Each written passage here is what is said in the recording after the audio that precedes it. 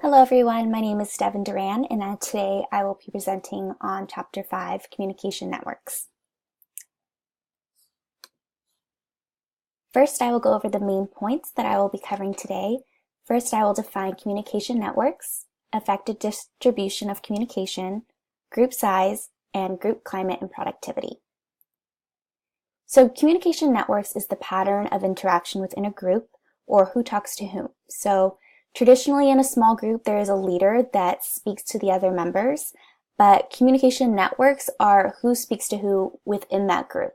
So this can happen based off of small talk or side conversations with the person you're sitting next to, or maybe the person that you speak to the most when you are within a group. Maybe it's the person you identify with the most. And sometimes communication networks aren't very easy to identify just because it isn't the initiator who is always involved in communication networks, but communication networks are still always very prevalent in any small group situation. Effective distribution of communication. The most effective way to distribute communication within a small group is through equal distribution of communication. This means instead of having one leader lead all conversations, it's best to spread out who speaks and who speaks to who. So having everyone speak and having all the ideas on the table and people working together is the best form of communication. That means that free and open includes everyone, not just the initiator. And this leads to the best possible decision in order to maintain that end goal. Group size. There's no magical number when making a small group on what's the most effective and efficient, but studies in Chapter 5 have said that it's always important to make sure that all the members within the group are relevant to the situation. So having too many people involved can waste time because there's too many ideas and too much happening. And having not enough people means that there's not enough diversity in ideas and in problem solving, and also physically just not enough hands on the table to solve the problem. So when you're making a small group, it's important to keep in mind that you have to have everyone in the group be relevant to reaching that end goal. Group climate and productivity. This seems to be the most important part of the chapter. It kind of builds off of everything that we've talked about so far.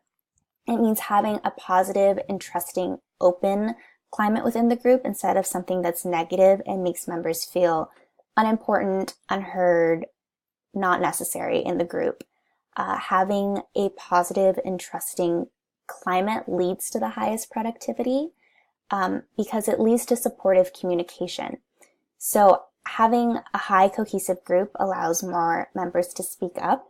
This doesn't mean that there will be no conflict within the group. It just means that everyone within the group feels that they can speak their mind. So when a problem comes along the road, each member feels comfortable enough because of the positive, interesting, open climate that they can bring up that problem.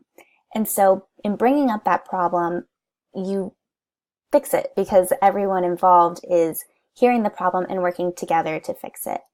As opposed to if it was a negative climate, you might never fix the problem because you're always arguing, or that problem might never even come up because the members don't feel comfortable or supported enough to communicate whatever they find. So having a group that has a climate that is positive leads to the best productivity and also the best end result that you can have because all the problems have been solved.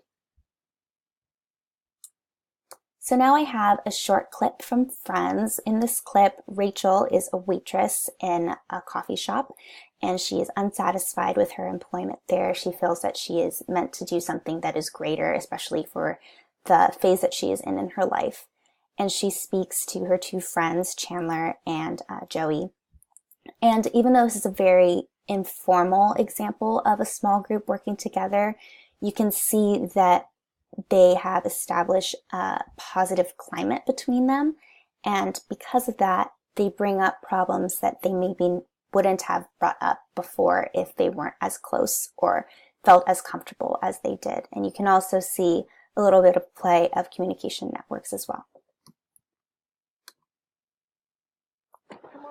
cool kids are eating them. And when you have a second later, I want to show you why we don't just trap spiders under coffee mugs and leave them there.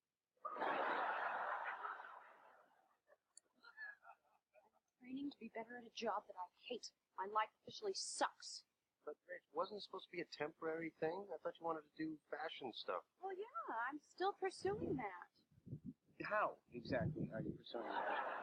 You know, other than sending out resumes like, 2 years ago? Well, I'm also sending out good thoughts. If you ask me, as long as you got this job, you got nothing pushing you to get another one. You need the fear. Fear? He's right. If you quit this job, you then have motivation to go after a job you really want. Well, then how come you're still at a job that you hate? I mean, why don't you quit and get the fear? Because I'm too afraid. I don't know. I mean, I would give anything to work for a designer, or a buyer. I just don't want to be 30 and still work here. Yeah, that'd be much worse than being 28 and still working here. Rachel? Yeah. Remind me to review with you which pot is decaf and which is regular. Okay, so like I said, it's a very informal small group, but you still see that they feel comfortable enough with each other to where they can bring up problems and try to work together to solve it. So the problem, like I said, Rachel doesn't feel like she's in the employment that she needs, but then her friends bring up the fact that, well, you haven't done anything to get out of this spot. So bringing that to light, as you see throughout the series, Rachel does put forth the effort in order to change her situation. And that's largely due to the fact that she has the support of her group that also brought up the problem that she didn't see before. So in summary of what we have discussed today, I have defined the communication networks, which are the lines of communication within a group that isn't just the leader or initiator speaking, but the little pieces of communication within the group. Effective distribution of communication, which means it's very important to make sure that everyone is speaking. In fact, in chapter 5, it said that companies prefer to have small groups that don't have an assigned leader. It's better to have it be a more casual setting so that small groups feel that they're all working together instead of all just listening and obeying a leader. And group size, that there's no magical number for group size, but having each member in the group be relevant to solving the problem and achieving the end goal is the most effective way to have a group and its size. So picking the right amount of people is very crucial to when you're making a small group. And group climate and productivity kind of sums it all up. Having a positive climate and open communication leads to the highest amount of productivity, so then you can then reach your end goal. So thank you for listening, and I hope you learned a little bit more about chapter 5.